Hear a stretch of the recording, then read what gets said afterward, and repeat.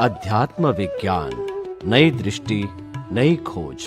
देखिए, सुनिए और समझिए।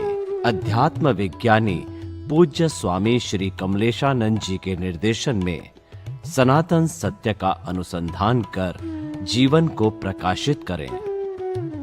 बहुत बहुत स्वागत और जय सच्चिदानंद। स्वामी जी, मैं आपको 200 साल पीछे ले जाता हूँ। ये जो विज्ञान शब्द आया है, ये बहुत ज्यादा पुराना नहीं है। मैं ये नहीं कहता हूँ विज्ञान शब्द था ही नहीं, पॉपुलर हुए इसको 200 वर्ष हुए हैं। और वो कैसे हुए कि जो हमारी दो सिविलाइजेशन बनी, एक तो प्राच्य और पाश्चात्य। प्राच्य में हमारी ईस्टर्न सिविलाइजेशन इंडिया की है जो कि पॉपुलर है, और पाश्चात्य में विदेशों की संस्कृति। विदेशों की संस्कृति के अंदर भौतिकता को स्थान दिया गया और हमारी आध्यात्मिकता को प्रमुखता देने के कारण ये प्राच्य संस्कृति आर्यों के समय की है।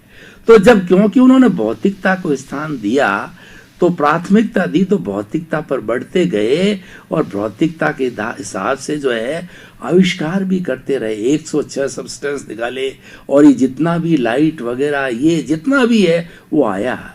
तो ये विज्ञान शब्द बहुत ज्यादा पुराना नहीं है, तो हम इसको विज्ञान को सनातन कहते हैं। गलत नहीं है, वो आप पूरा अभी स्पष्टीकरण करेंगे, लेकिन एक हमारे श्रोताओं के दिमाग के अंदर बात है कि विज्ञान को इतना पुराना सनातन शब्द, पॉपुलरिटी के हिसाब से बात करो, मेरा भी इतना ज्ञान नहीं है। आपसे खुलासा चाहता हूं कि लोगों की मानसिकता के अंदर जो विज्ञान शब्द, तो लोग प्राय यही जानते हैं। मैं भी वैज्ञानिक हूं, साइंस टेक्नोलॉजी को पढ़ा हुआ हूं, मैं भी, मेरे साथी लोग भी यही जानते हैं। कृपया खुलासा करें कि विज्ञान का और सनातन से क्या रिलेशन है। धन्यवाद प्रश्न के लिए। विज्ञान जो शब्द है, विज्ञान का मतलब होता है ज्ञान और विज्ञान। ज्ञान का मतलब होता है सामान्य ज्ञान और विज्ञान का मतलब होता है सैद्धांतिक ज्ञान।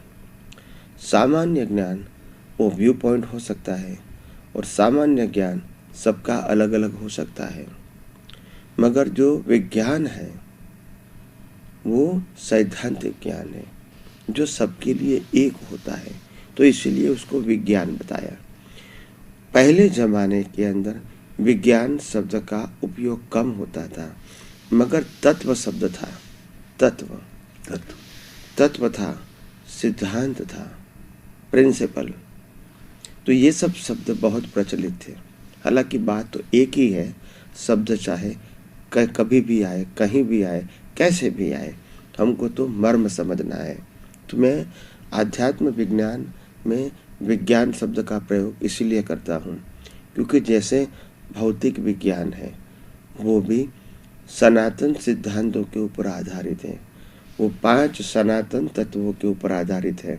जड़ तत्व, गति सहायक, स्थिति सहायक, टाइम एंड स्पेस। ये 5 जो तत्व है वो तत्व सनातन है, मगर वो काम कैसे करते हैं? कि जो काम करते हैं वो अवस्था को परिपूर्ण करने में वो सहायक होता है। जैसे हम सब यहाँ बैठे हैं और हम कहेंगे कि भी ये अवस्था के अंदर 6 तत्व हमको कैसे सहायक बने, तो हम जो बैठे हैं यहाँ चेतन तत्व है, जड़ तत्व भी है, ये शरीर भी जड़ है और ये दिखता है ये सब जड़ है। तीसरा तत्व है गति सहायक। गति सहायक का मतलब होता है मोशन। तो मोशन तत्व में हाथ पांव हिलाते हैं, आंखें हिलाता है, पांव हिलाते हैं, ब्रीदिंग होता है, ब्लड सर्कुलेशन होता है, डाइजेस्टिंग होता है, सोच होती है, मुखारबिंद से बोलते हैं। ये सभी जो क्रिया है, सभी जो एक्शन है, तो जो सभी प्रकार की जो क्रिया हम करते हैं तो हमको मालूम होना चाहिए कि ये क्रिया कैसे होती है, क्यों होती है। तो कि क्रिया तो मैकेनिकल करता है, मगर ये गति सहायक तत्व से होती है। चौथा तत्व है स्थिति सहायक, स्टेबिलिटी। कोई भी क्रिया करने वाला व्यक्ति अगर क्रिया करता रहेगा और स्थिर नहीं रहेगा तो फिर इनकी जो प्रोसेस है वो प्रोसेस मैकेनिकल को कहलाएगी, मगर नहीं, स्थिर भी होता है अस्थिर भी होता है ड्यू टू सर्कमस्टांसेस। जैसे हम बैठे भी हैं, चलते भी हैं, कार रुकी हुई भी है और चलती भी है। अगर कार चलती ही रहेगी इंसान उसको कैसे लाभ ले सकेगा? अगर रुकी रहेंगी, नहीं चलेंगी तो भी लाभ नहीं होगा। हम भी अपने जीवन में काम करते रहेंगे यानी क्रिया करते रहेंगे, अगर स्थिरता नहीं होगी तो लाइफ की वैल्यू क्या है? अगर स्थिर बैठे रहेंगे, क्रिया नहीं करेंगे तो भी वैल्यू नहीं है। यानी दोनों चीज समय समय पे उसकी वैल्यू होती है। तो गति सहायक, स्थिति सहायक। पांचवा तत्व है टाइम तत्व।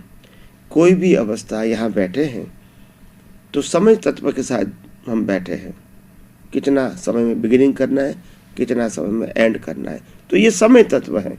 तो ये अवस्था में समय तत्व सहायक है।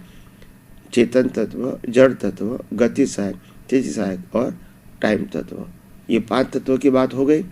अभी छठा तत्व कौन सा है यहाँ? स्पेस।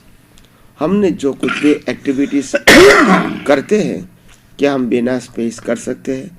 नहीं कर सकते। तो दुनिया की कोई भी व्यक्ति कोई भी प्रकार की अवस्था में जीते हैं, वो अवस्था 6 तत्वों से ही बनी हुई है। और 6 तत्वों से बनी हुई दुनिया को अगर हम तत्व से देखेंगे तो विज्ञान है, अगर हम अवस्था को देखेंगे तो वो व्यवहार सत्य है। व्यवहार सत्य से राग द्वेष होगा, और तत्व से देखेंगे, सिद्धांत से देखेंगे, सनातन सत्य से देखेंगे तो राग द्वेष नहीं होंगे। तो आप समझ सकते हैं कि विज्ञान शब्द के ऊपर वेट क्यों दे रहा है। मैं आज विज्ञान शब्द के पर इतना वेट क्यों दे रहा हूँ, क्योंकि आज तक धर्मगुरुओं ने, मूल पुरुषों ने जो विज्ञान की बात कही थी सिद्धांत के रूप में, मूल धर्म के रूप में, वो धीरे धीरे उन्होंने छोड़ दिया और सांप्रदायिक धर्मों को बढ़ा कर दिया। और इसीलिए आम लोगों को आध्यात्म विज्ञान जैसा कोई विज्ञान है जो सिद्धांतों के ऊपर आधारित है, जो सबके लिए एक है, वहाँ तक सोच ही नहीं गई और नहीं कोई सोचते थे, कोई बताते भी नहीं थे। तो लोग अपने अपने धर्मों को फॉलो करते रहे और मानते रहे कि मेरा धर्म ही सर्वोत्कृष्ट है और यही धर्म से मेरे को सब कुछ मिलेगा, यही धर्म से मेरे को मुक्ति मिलेगी और यही धर्म से मेरे को शाश्वत सुख और आत्मा का अनुभव होगा। मगर ये बात अभी समझ में आती है कि आखिर विज्ञान नहीं समझेंगे तो न आत्मा तत्व अनुभव में आएगा, दुनिया कैसे चलती है वो अनुभव में आएगा, और अपना जो व्यवहार धर्म है वो व्यवहार धर्म को ही अंतिम धर्म मान के अपना जीवन पूरा करना है। तो आइए हम सब दूसरी बार वंस अगेन आध्यात्म विज्ञान को विज्ञान की दृष्टि समझें। आज इंसान पढ़ा लिखा है जो विज्ञान शब्द को जल्दी पकड़ लेता है, समझ जाता है, सिद्धांत शब्द विज्ञान से जुड़ा है वो इनको मालूम है, और इसीलिए आध्यात्म और विज्ञान शब्द, ये दोनों शब्द जो है इतने प्रचलित है आज हो गए हैं, और इसीलिए ये दोनों शब्द के अंदर कोई कॉन्ट्राडिक्शन नहीं है और कोई भी प्रकार की लोगों को दुविधा नहीं है, क्योंकि ये दोनों शब्द आज दुनिया के हर धर्म में प्रचलित हो रहा है। तो आइए हम सब यही आध्यात्म विज्ञान को वैज्ञानिक रूप से, सैद्धांतिक रूप से समझें और अपने खुद के जीवन को धन्य बनाएं। स्वामी जी बहुत बहुत धन्यवाद, आपने खुलासा करने के लिए हम बहुत कृतज्ञ हुए, आपके प्रति कृतज्ञता ज्ञापित करते हैं। स्वामी जी, आपकी बात सुनने से मुझे अनुभव हुआ, जो मैंने प्रश्न किया था कि पुराने हमारे सबसे जो वेद है उन वेदों में धर्म शब्द ज़्यादा आया, आपने उसको सपोर्ट किया, सही है।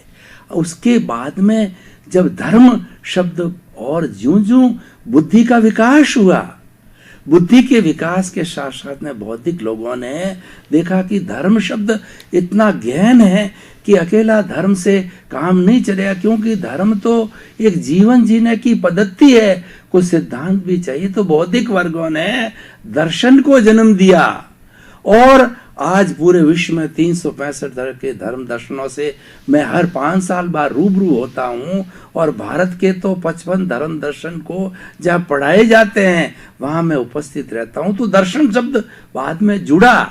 अब देखिए, जब ये धर्म को ज्यादा लोगों ने संप्रदाय से जोड़ के, धर्म कोई बुरा नहीं है, संप्रदाय से जोड़ा और इसकी थोड़ी अवहेलना होगी तो लोग अध्यात्म, पुराना शब्द है, पॉपुलरिटी हुई। और अब जो मैंने आपसे देखा कि इनमें अध्यात्म, धर्म और दर्शन, इन सब शब्दों में थोड़ी विकृति आने लग गई। क्रियाकांड में चले गए लोग, रिचुअल्स के अंदर चले गए और एकांतवादी हो गए कि मेरे यहाँ ही मोक्ष है और क्रियाकांड से मोक्ष है।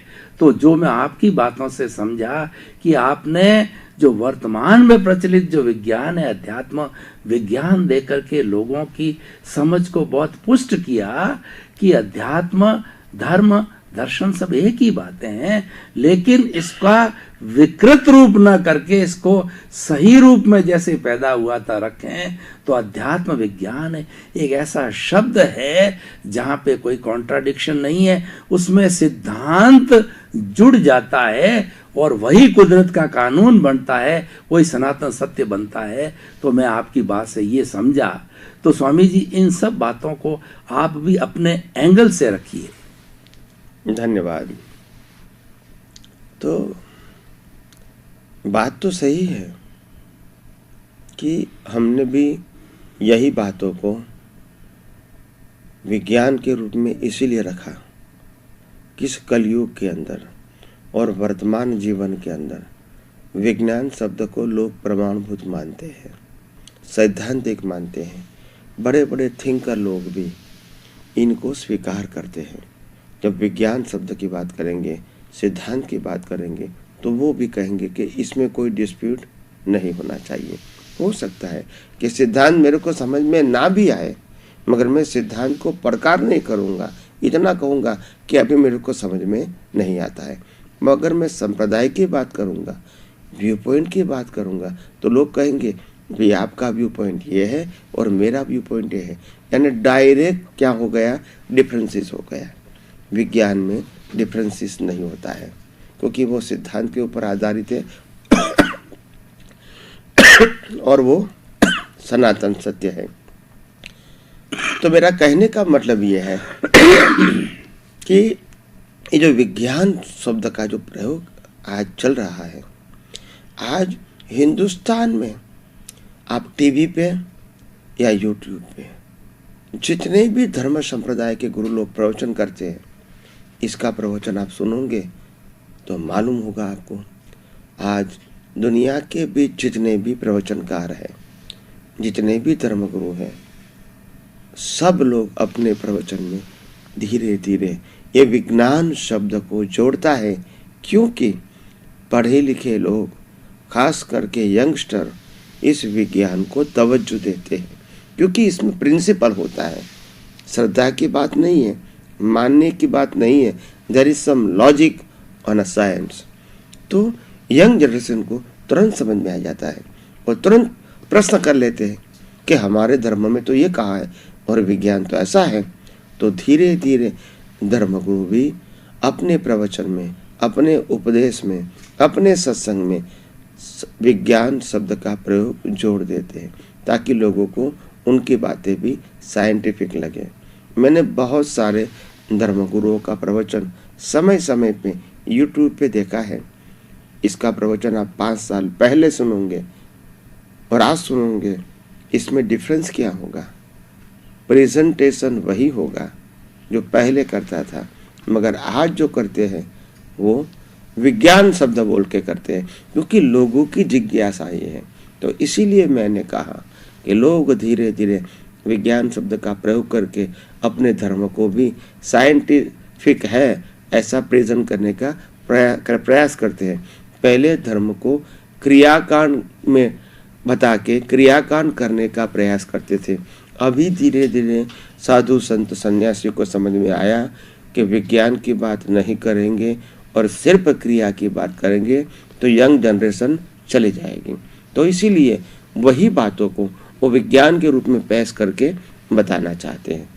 तो कहने का मतलब ये है, आज विज्ञान शब्द प्रमाणित हो चुका है, लोग मानने लगे हैं, लोग स्वीकार करने लगे हैं, लोग समझने लगे हैं, और जो बात लोग समझते हैं उसी भाषा में हम बात करेंगे तो ये बात लोगों के सामने जल्दी स्वीकृत होगी और लोग उसका लाभ भी उठा सकेंगे। यही हमारा आशय है। स्वामी जी, आपका बहुत बहुत धन्यवाद। हमारे